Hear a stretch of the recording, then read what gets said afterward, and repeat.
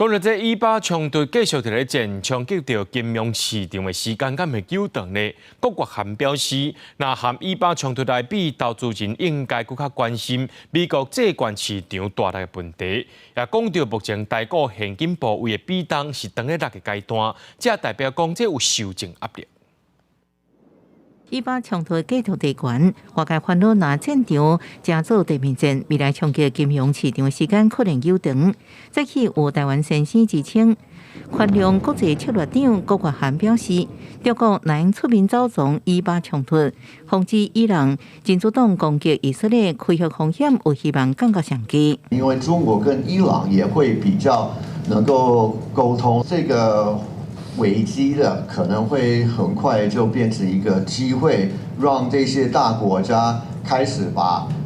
这些全世界这些小战争的，不要把它搞成一个第三次世界大战。郭国涵表示，甲以巴冲突比起来，更较关心美国债券市场失衡的问题。因为20年期，美国公债继续维持控制去年3月高点，到即马已经落将近50%。那整体流动性条件显示提悬或者是下降时阵，因为差价大，而且市场规模大，一定的资金为股票市场流向债券，进一步对股票市场带来一寡阻力。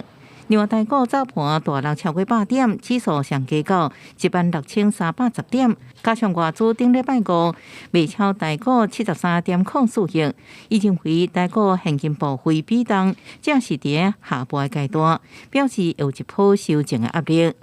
08年的金融风暴，20年的疫情的这两次，台湾跟国外的央行都特别宽容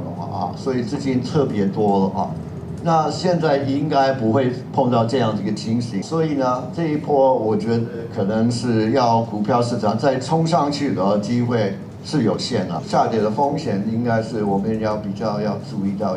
展望未来，郭国涵表示，虽现阶段投资台股风险较悬，不过也看好网络顶新兴产业，亲像健康科技、能源科技、电动车、加社会经济为首的4大新兴产业，有希望加做未来台湾新复国新三群加新的经济成长动力来源。记者综合报道。